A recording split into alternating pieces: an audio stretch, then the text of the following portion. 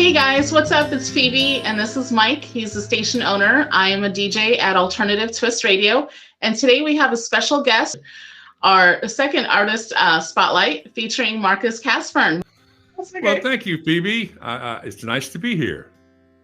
Yes, we're so happy that you joined us today. So we're very excited to feature you. So can you tell us a little bit about yourself and how you started in music? Well, I, of course, started out as a child. And as I got a little older, I started singing in church. My dad would volunteer to be the music director wherever church we went to around the country as we moved around. And so we started singing in church with the family and all that. And that progressed as I got a little older and got into high school. I joined the high school band and thinking I was going to be playing bass drum, because they asked me if I'd like to play bass, and I said, well, sure. He didn't mean that. Actually, he meant tuba, and more specifically, a sousaphone. So when I got to the band hall, I got behind the bass drum, and he came in and got everybody's attention and said, no, Mark, move over one. And I looked over, and there was a thing that looked like a giant white anaconda. It was just a big wrapped around thing sitting in a chair with a big mouth, and it was a fiberglass con sousaphone, or sousaphone, and that's what started it. So I ended up playing, in the band, and fortunately I was in a very small school, so I started at second chair. And a couple of years later, we moved back to Texas, which is where we're originally from, and I joined the band there. Now there were 10 tuba players in that group, so I started out as the last chair and decided that I didn't like that, so I studied real hard and challenged the first time and made first chair and stayed that way all the way to high school. Going down the hallway of school, you know how hallways are very echoey. I was singing a bass line to myself, and my voice had changed at this point, and it kind of echoes in the hallways. And as I was going down the hall, somebody stuck their head out of a room and said, "Hey, you, come here." And I didn't know who she was, but she turned out to be the choir teacher, and they were in desperate need of low voices. So she pulled me in, asked me a few questions, and said, I know that you're not supposed to be in the halls this time of day. What's going on? And what I had done is that I had not gone to my very first study hall the first day of that year. So they didn't know that I was in that class, and then my lunch. So I had 2 lunch breaks every day. Anyway, she kind of... She walked over to the piano and she sat down and played on the piano a couple of notes, da da da da da. And she said, "Sing that." I went da da da da da. And she looked at me and she went da da da da da da da. And I went da da da da da da da. She said, "You're not going to go back to your 2 lunches anymore. You're not going to get in trouble if you join the choir." So that started me in the choir. So I was in the choir in the band in high school. And my senior year, I made. Fortunately and luckily, with her support, I made the Texas All-State Choir. Wow. And that enabled me to go to college for free with scholarships. And I went for 2 years anyway. And when the scholarships ran out, so did I. So that's kind of how I got my start into the music side of it, not the professional side, but just the background. Mm-hmm. Yeah, the background is really what builds the fundamentals when in a young person's life, and gets you interested in music, gives you a taste of what's to come. Well, it's a wonderful story. Yeah. Well, thank you. Very nice. Very nice. Thank you. So now you've had such a long span of a career, and I feel you still have so much to give too. So what's your biggest highlight so far of your career, your professional career? Well, the biggest highlight, I would suppose, different than what I enjoyed the most. There's 2 different things there.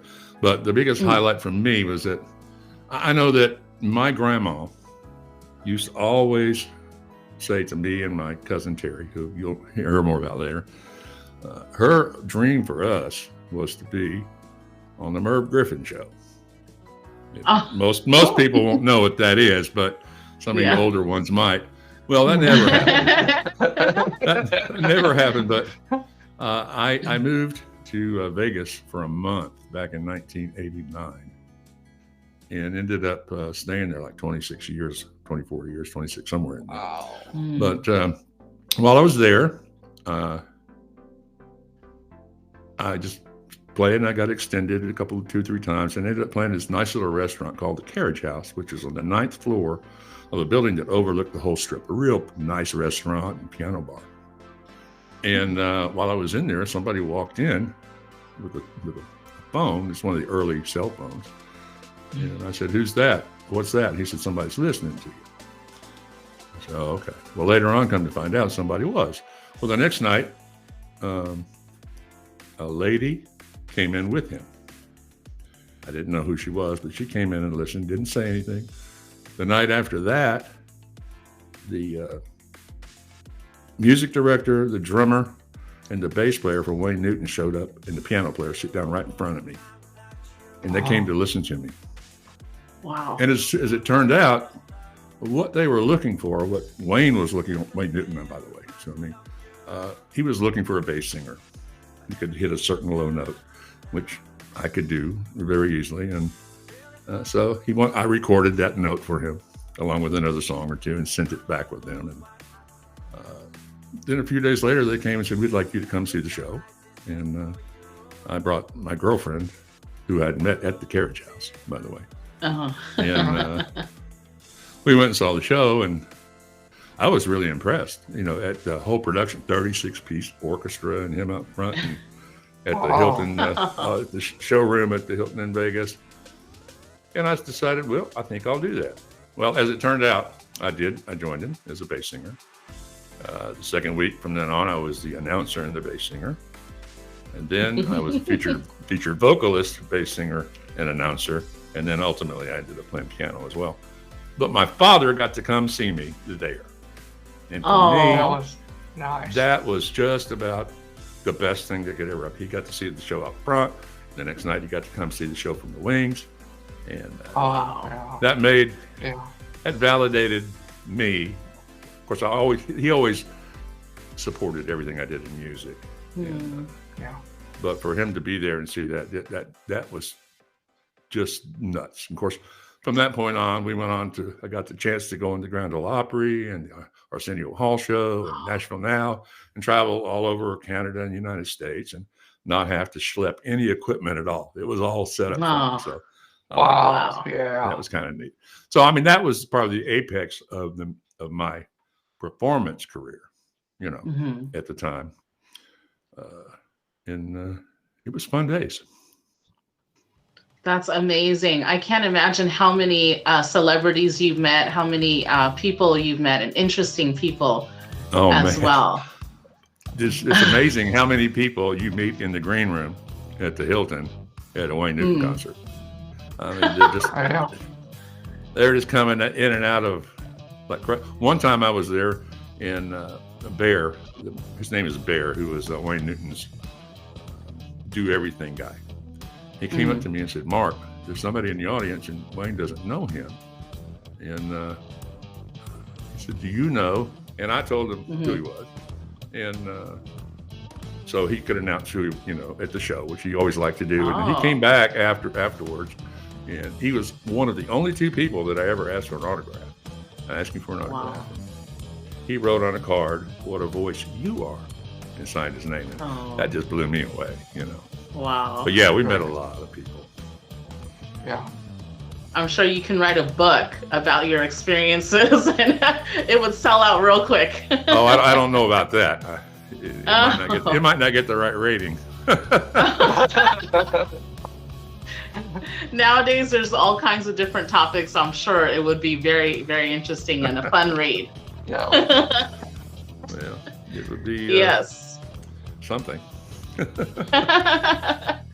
So, now talking about being in music, if you weren't in music, what would you be doing for a living? Say it's in bizarro world, what would you like to do? And what do you see yourself doing if you were not in music? Well, I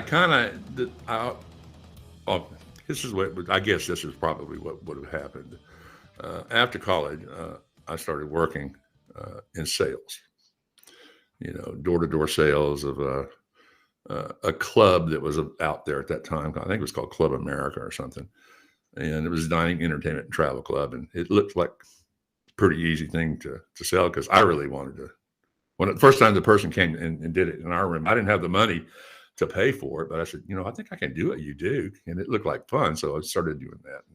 Then I ended up getting into retail sales and selling shoes and newspaper ads and things like that. And, I decided that, I think I want a better paying job. And at the time, construction work was paid pretty good money. And I was young, so I said, well, I'm going to go do construction and make a little extra money and try to start a little rehearsal band or at home or, just to kind of get my feelers back into music since college. And I got a job building walls, walls, cinder block walls. Yeah. And I went to work that morning and I moved blocks from over here to 15 feet over there, and then from 15 feet over there to 20 feet over there. And at noon, I went to lunch. I went home. I took a shower. I put on a suit. I went back to the same mall where I'd been selling Kenny shoes and talked myself into a job at a music store. Oh, There you go. Physical work was not for me. No. yeah. And from there, I met other musicians and got my first chance to audition for a band. And I went and auditioned for a band and went on the road for 5 years, So probably it was some sort of sales. Kind of came natural to me. I mean, after all, you're performing, you're selling yourself. So Yeah. I guess I must have sold other things better than myself because sometimes it feels like you get nowhere fast, Yeah. Yeah. The selling yourself part is definitely hard, depending on your personality, but you seem like an extrovert. You're very natural at just speaking and you're very charismatic. So I think it's easy for you to be a salesman. I would suck at it. I don't, I don't like being in sales. But you also sold yourself very well because you are in the position where you are at now. Yes. Just by showcasing your talent. All the way out in a little bitty town in East Texas. That's awesome. So now that you're doing your music, you're doing voiceover now. I don't know if people know that you also do voiceover. Do you want to talk a little bit about your voiceover career? Well, sure. Before I went to Vegas, just a little background, which I would like to tell you about at some point in this story. But before I went to Vegas, I was a jingle singer in Dallas-Fort Worth area, in addition to playing with local bands and stuff. And it was fun work, and it paid pretty good money. And when I ended up going to Las Vegas, I went there for a month just because I needed a break and a vacation. And I ended up staying 23 years or something, 26 years. Nonetheless, while I was there, shortly after I started working for Wayne Newton, was doing being his announcer, I started looking in town for jingle work, and they didn't have any. So they said, we have, voiceover stuff, but we don't have jingle. And I said, well, I've never done voiceover. So I went home and I got, remember those little like 9x6 tape recorders with the red buttons on them? Well, I took one of those and I sat in front of the television all afternoon recording commercials. And I got about 5 or 6 of them at the end of the day that I said, well, I think I can reproduce that, And I had one of those little 4-track cassette recorders, Tascam recorders. And I went about recreating those commercials at home, and put other music behind it because I didn't have the soundtrack. But, they turned out pretty good.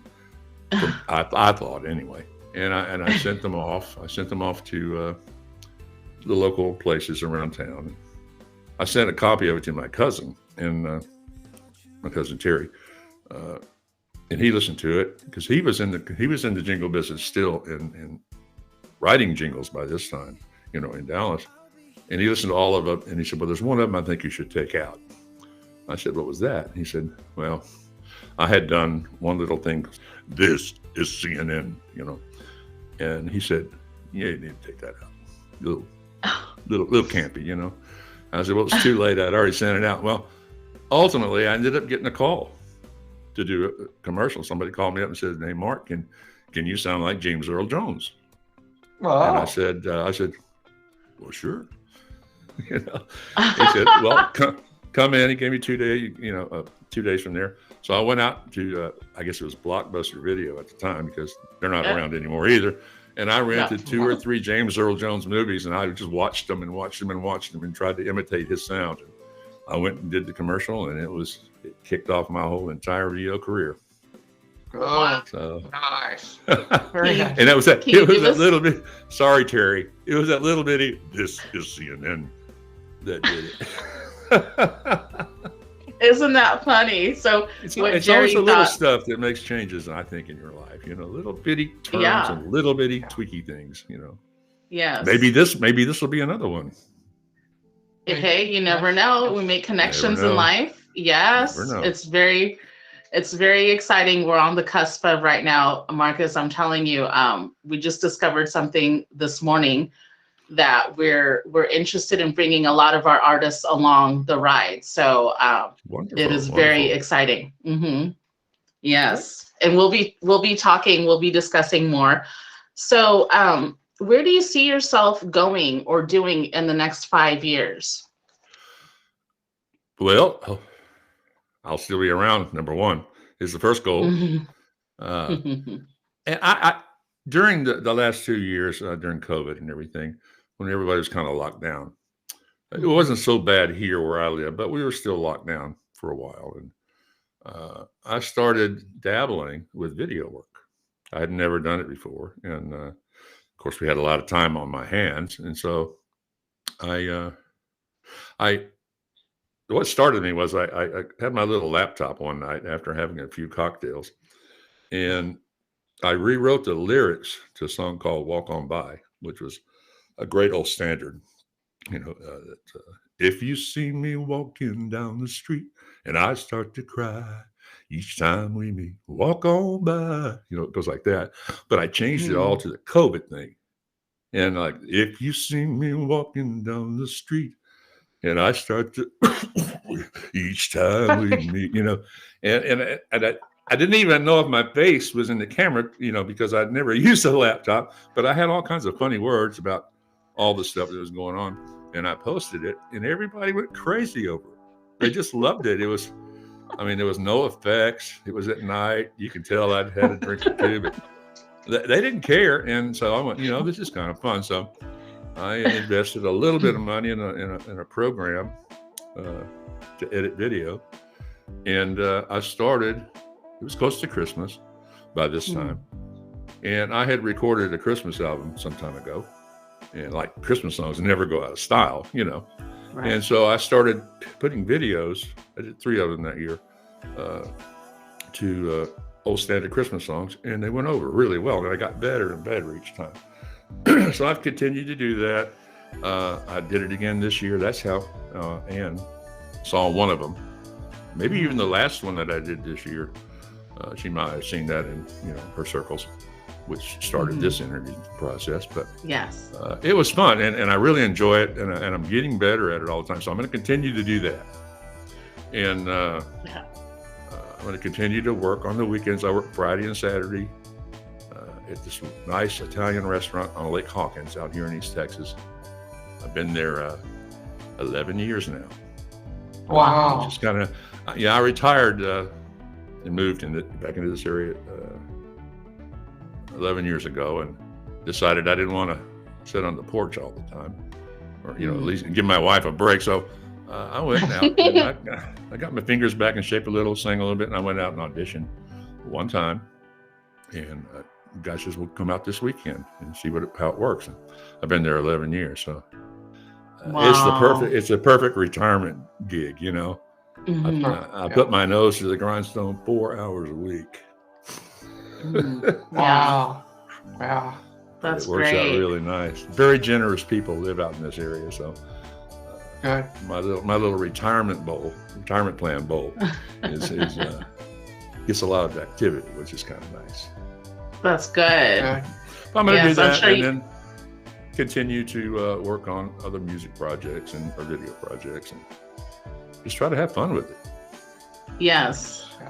Yes, that's the best thing you can do. And I've learned that too in life. You have to have fun with the work that you're doing, with the job, with the career. And sometimes, it takes a different turn. Like, as you've already found, you don't expect going this way. And all of a sudden, a year from now, it takes a 90-degree turn, or you go somewhere that you don't even expect. That has that's what happened makes it interesting. many times in my life. Many times. Mm-hmm. Yeah. Yes. That's amazing. So now looking forward, do you have any projects in the pipeline that you'd like to share with your fans? Well, I am currently working on a new album. I decided, I kind of learned something from the Christmas thing. Christmas music never goes out of style. So every year I can send it out again or bring it to work or whatever. So I decided I'm going to record an album of my favorite classic standards. And I've just recently started working on it, but I really have loved, there's just so many great songs. It will never go out of style. A lot of,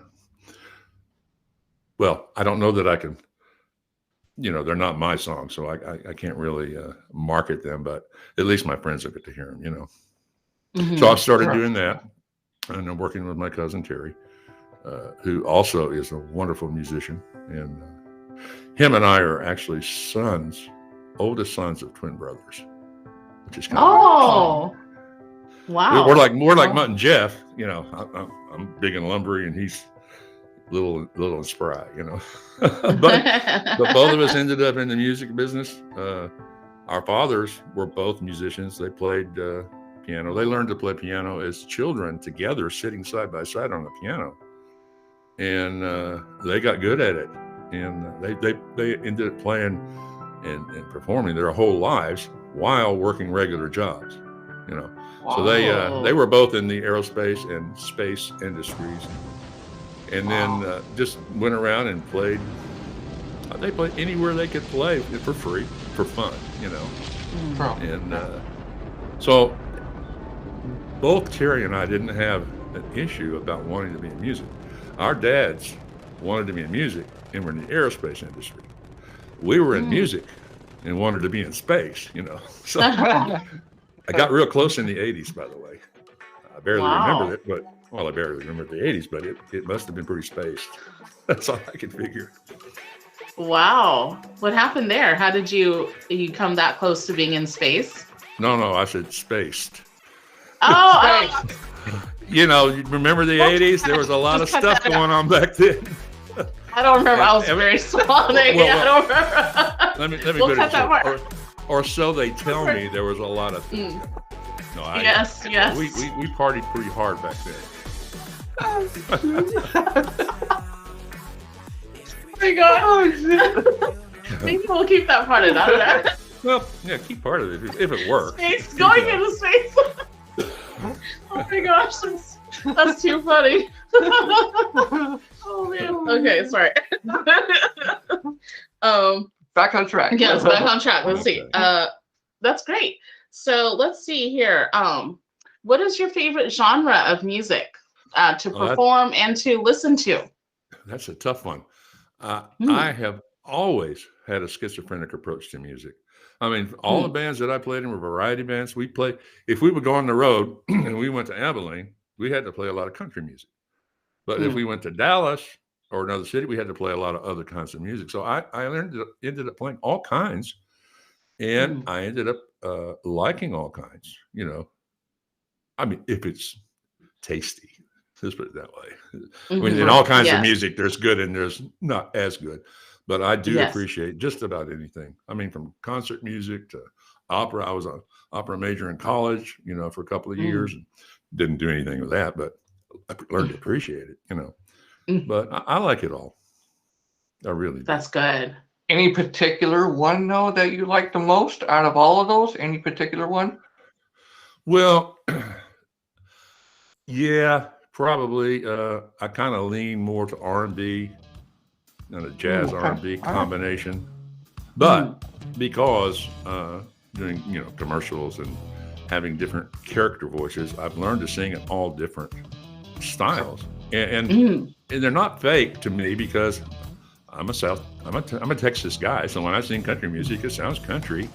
But when I sing R&B or some of those other things, it sounds that way too. Yeah. But I like the funky stuff.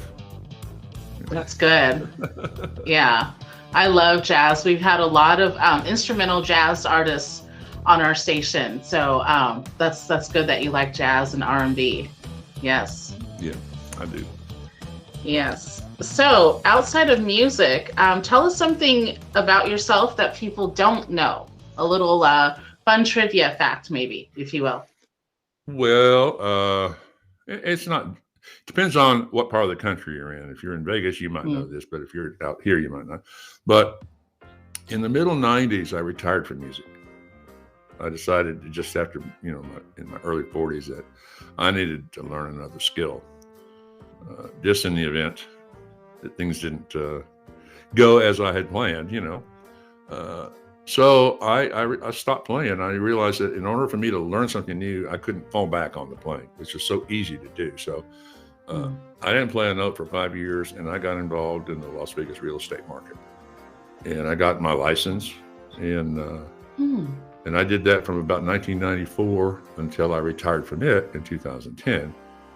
But by the time I retired, I had a broker's license in Nevada, Michigan, and Florida.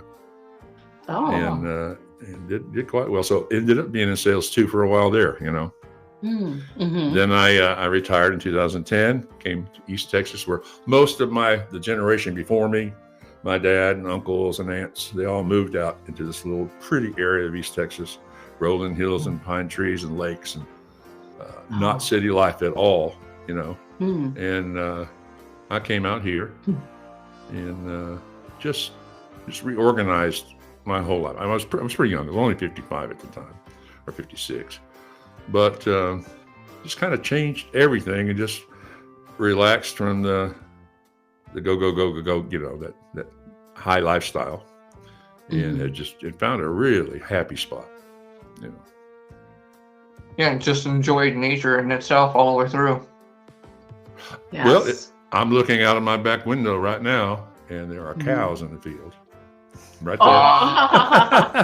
No, they're not mine. Yeah, they're not mine. But I get to look at them for free, which is kind of nice. Oh, that's right. Yeah, nice. Very that's nice. beautiful. Yeah, we're based out of Southern California in the desert, Palm Springs.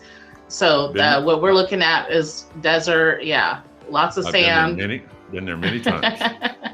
Yeah. Many times. Yeah, we like it. Not too much in the summertime. It's hot and humid. Oh yeah. Yeah. Yeah, well, but it's beautiful. Having spent 20-something years in Vegas, I understand. But it's still hotter where you are. It's still hotter. Yes. Yeah. Yes. I don't care too much for the humidity, even though I grew up in the humidity, Orange County by the sea. But now that, I can't stand it too much now. What was it, like 14? I think it's 10%. 70 to 80 at where I live now. So. Be dripping. It takes a little getting used to, Yes, for sure. Well, that's awesome. I really enjoyed this interview segment. So why don't we go into your music video that you have? Okay, so we'll watch that. Okay. Thank you, Phoebe. Let's watch it. All right.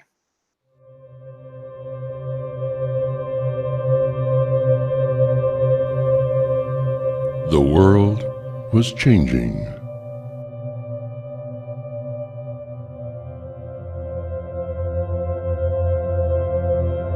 Subtly, at first.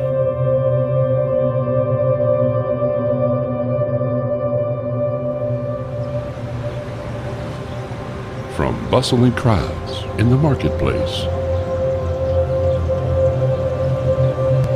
to carefree days in the park and enjoying a night on the town. Then, almost overnight, this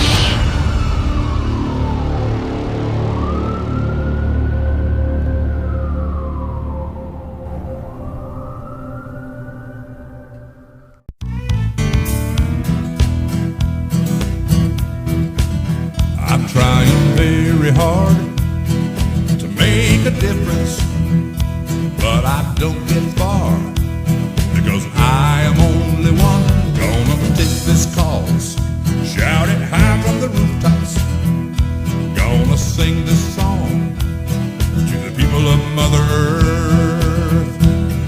We're sitting on the brink of a catastrophic situation. We ain't got time to blank.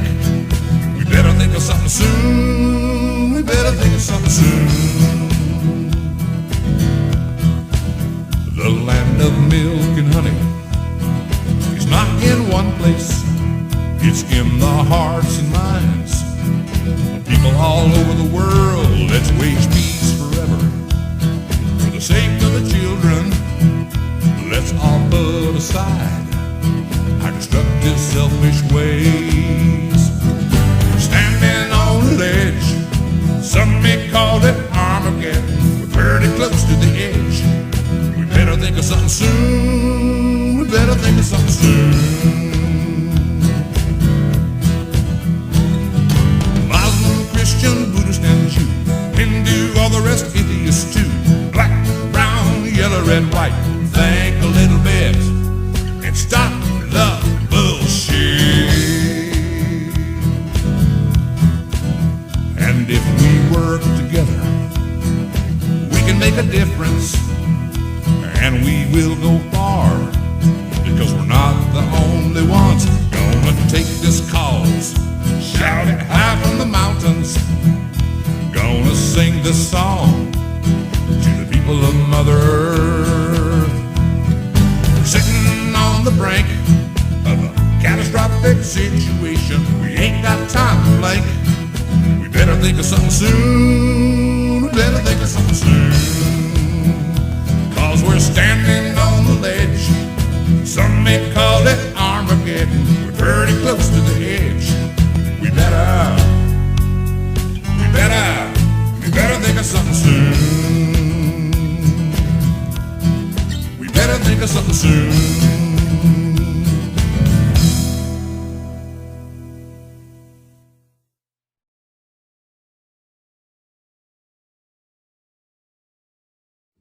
That was great, Marcus. I really enjoyed that video. Thank you very much. I appreciate it. Yes. Well, Phoebe and Mike, I do appreciate you taking your time to do this interview, and especially appreciate you running some of my Christmas music just before Christmas, and of course playing the song "We Better Think of Something Soon." I just released that yesterday. Actually, it was a redo, and there's a story behind it. If you want to find out about it, look me up on Facebook or YouTube. You get a little more information about me that way if you want to. That's great. I'm sure a lot of our fans will be looking you up on Facebook, YouTube, your website, and we'll put the link there too. Okay. Yes. Great. Thank you so much, Marcus. And we look forward to hearing more from you in the future. Well, thank you. And if you want to continue to hear new and old artists of all kinds, make sure you listen to Alternative Twist Radio.